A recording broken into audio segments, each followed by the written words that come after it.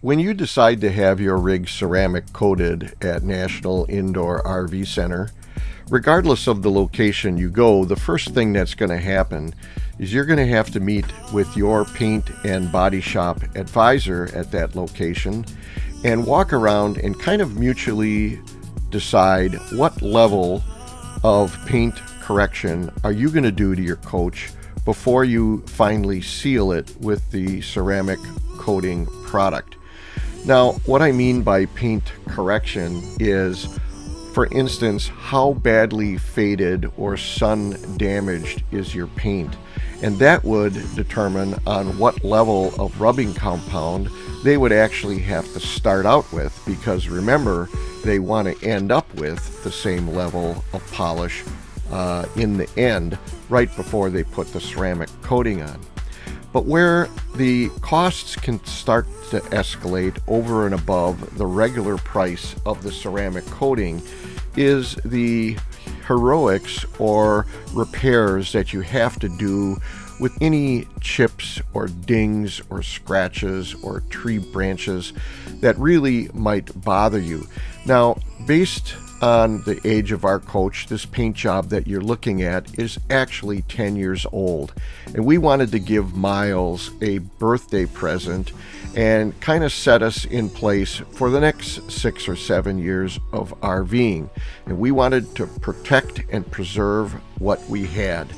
We chose not to do anything expensive. We did not fix any chips. We did not fix any scratches.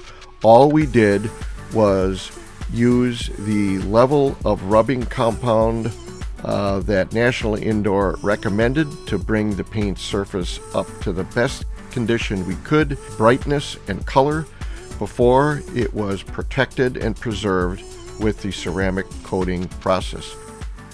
Why don't you come along with us on today's episode and we'll show you how the whole process works, start to finish.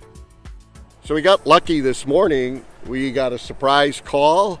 We thought we were going to be snug as a bug here until Sunday morning when they were going to start working on our tanks.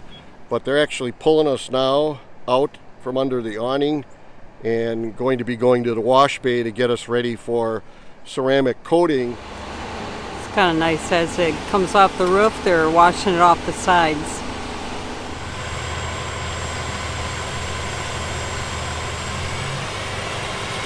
Triple action going on.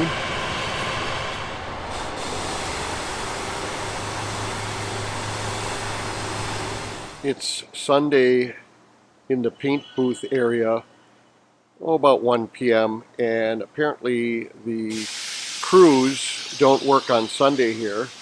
This is kind of the area that you never want to be in. But you know what? If you have a calamity and you need work done, you want to come to a place that's got the equipment and know-all to be able to do something like this and put your rig back together to get you back on the road. In the background, you can see the spray booth that is invaluable when you're working on something like this. But here's something that's easy to overlook, and I'm just going to breeze by it. But check out this board here that's keeping this outfit organized to be able to know whose job is being worked on what and when and where and by who.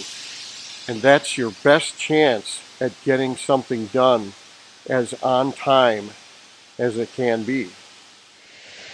I can pretty much guarantee that you will never go to an RV place that can do about 3 things at once.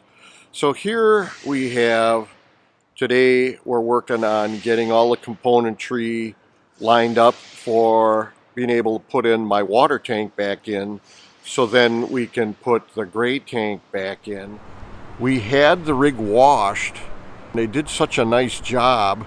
It looks like it's been waxed already, but in fact it has not been. And we're in the process of getting it ceramic coated. Say that again, honey. When we came walking up to her, When we came walking up to Myles, I didn't even recognize it because it's so clean and shiny. We've got Wow. the silver on the bottom. It's like, oh yeah, that is ours. He is ours.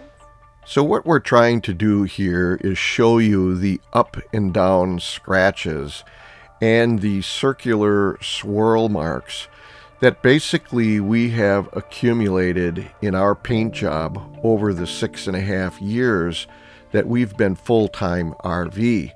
Now, where did we get those? Well, Sue and I might have put some of them in when we didn't wash it correctly with the right brushes and the right lamb's wool protection. It could have been the probably 15 times that we've already paid to have it washed at some of the resorts, and it just is an accumulation of damage that we've endured over the years. You can also see that the paint is kind of dull and doesn't really have any life or depth to it. Now, during the process here, we're going to show you the dramatic improvement in the color that is the most evident to see in the black and in the maroon. And if I was, for instance, right now to take a wet rag and wipe it over what we're looking at right now, the color would, of course, jump out at us because the reflection of the water would really help the color. Well, that's what you're going to see when we eventually get to the point where we ceramic coat this. And I've got a side-by-side walk-by that I'm going to show you. That's about as good as we can do with the iPhone 12 that we're recording this on. And we hope you can see the dramatic change and improvement in our paint job that we see with our own eyes. None of this side of the coach actually has been buffed or polished, and everything is going to be kind of tough to see in the lighting of the shop here until we end up taking it outside. But the process has just started now, and over on this side of the rig with this equipment, the painstaking process of buffing all the swirls out of the paint is started. So I'm doing what I can to capture this and so we can discuss it. And Sue says, are you doing a good job getting some good footage for, our subscribers? And it was at that moment that she was questioning my integrity. I actually figured that she was right, because look at this. Yeah. I had missed this cart. Now, I didn't see this cart in action yet because we might not be to that point in the process. But look at the billion LED lights here. Look at the headlight Mike is going to eventually be wearing. All of these LED lights, so that is going to be facing the rig. And then the manager of the body shop department, Mike Burns, also talked about the fact that many times they'll work to a certain point, they'll take the coach outside in the sunlight, they'll come back in. So we're going to try to capture some of that when that happens. What were the two compounds he was using when he was using the buffing wheel to buff all the swirl marks out? And it turns out that they use a combination of this number 2 product from 3M, and then periodically, once he's gotten the swirl marks out, on the same buffing wheel, we'll put some polish and then go back and forth. It's a 2-step process that's kind of done at the same time. If you choose to have your ceramic coating done at a place like National Indoor, first realize that the person that's going to be putting it on is actually a body shop person that really understands paint and is not going to do any damage. They, in fact, are going to pick from all of the professional products that they have in stock and decide what they're going to use to bring your paint job up to speed based on what you decided on the beginning of your process when you told your service advisor the level of paint correction you're comfortable with doing and paying for. Now, we skipped the compounding number one because, lucky us, our paint job was in good enough shape that we could progress right to the polishing stage and the swirl elimination. To keep the costs down, Sue and I decided not to fix any of the chips or small scratches that we had on our paint job right now. We just wanted it to be buffed out and give it a nice new and improved look, and chose to ceramic coat it after that to preserve that look as long as we could. So let's take a look and see what the before and after looks like. And we took advantage here of the seam in our slide mechanism. You can see on the left there's the before buff and polish, and to the right the after. And to me, with my eye, it's very dramatic, the difference between the dark and the maroon colors. And you know, you actually see that because the surface has been corrected by taking out any of the, let's call it, damage and debris, that you don't get that odd reflection that makes it look wrinkly and lumpy. It literally is a much more optically clear reflection and does show much deeper of a paint job when you look at it. And remember, this is how great it looks under fluorescent light. You can imagine what it looks like outside. On the front of my rig, as I drive by here with the camera, you can see a little wrinkling probably in this black here. And that very well could be, I don't think it's the diamond shield. I don't think there's any diamond shield. Oh yeah, there is. There's diamond shield on there. You know, some folks are very particular, and they might be inclined to, at one point, take that diamond shield off.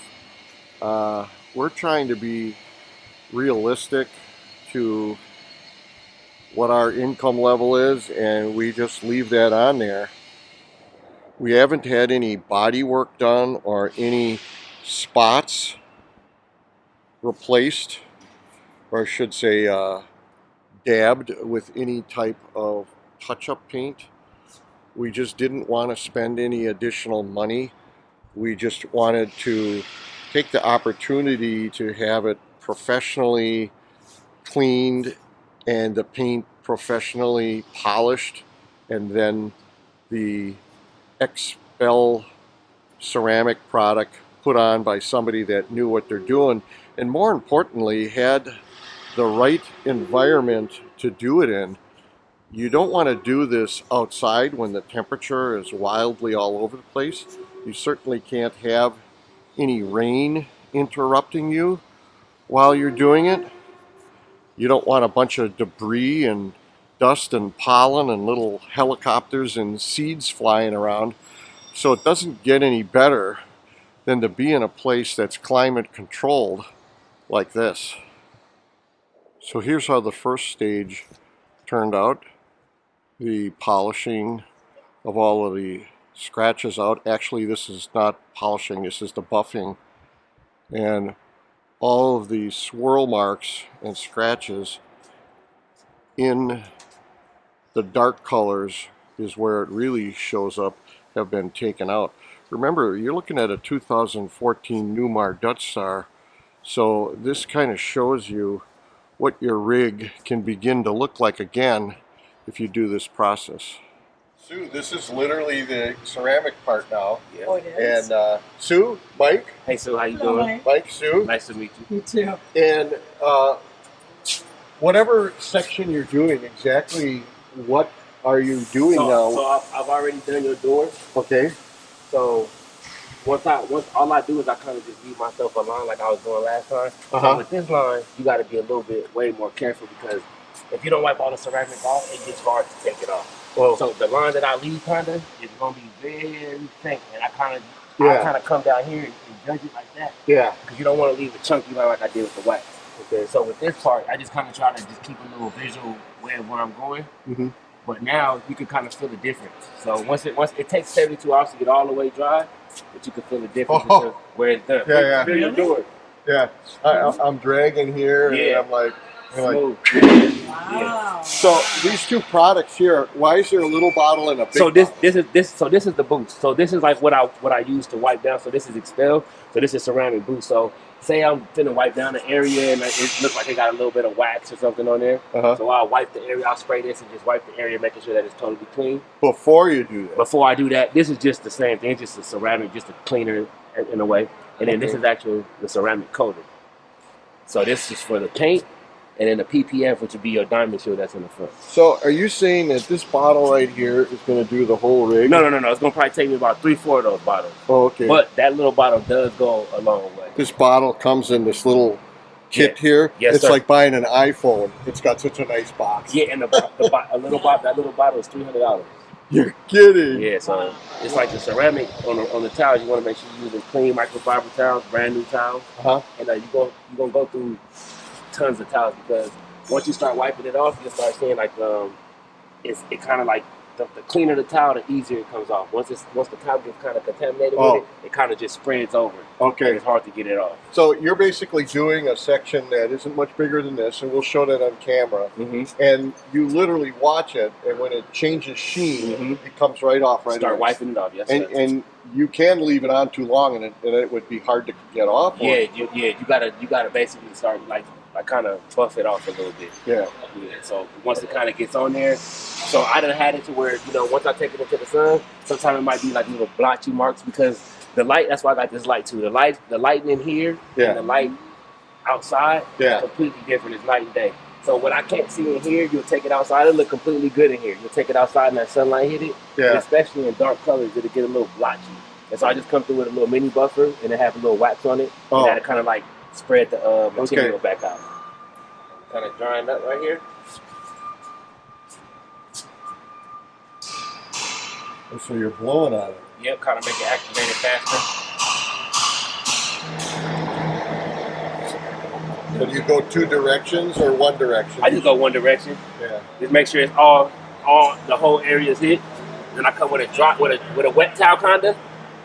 Wipe it all down. Then I come with my dryer towel. Okay. And make sure I get everything wiped off. So I always recommend using 2 towels when you're doing this. And changing your towels frequently, but using 2 towels, one that's kind of wet from the chemical, from the product, and then one that's just completely dry. Right, so your dry towel will eventually become the wet towel. The wet towel, and the wet towel you'll put aside. They give me a brand new one. So I have to be honest with you, this was one of those YouTube moments that just turned out too good to be true. Unbeknownst to me, I captured about as close as I could, walking in between lots of obstructions and realizing that this is just an iPhone 12. I got the best before and after shots that I could, showing the buff and polishing, which is right when you start the ceramic coating because you've done all the prep work, and then the final product where the ceramic has been proudly put on the buff and polish work that you did prior. Now, we did all of this filming indoors, and it seemed to be pretty identical lighting as far as I'm concerned. And in a moment, you're going to see me turn the camera around and face the other direction. And I just want you to look at the floor, and you will be able to see between the floor and the ceiling that the lighting is almost identical. Now look at the difference between the dark paint and the maroon paint on the different sections that I show here. It is unbelievably dramatic with the, crummy little cheap iPhone camera that we're doing this in. I can tell you in real life, it is very dramatic, and we're so happy we did it to preserve the paint job that we currently have for years to come.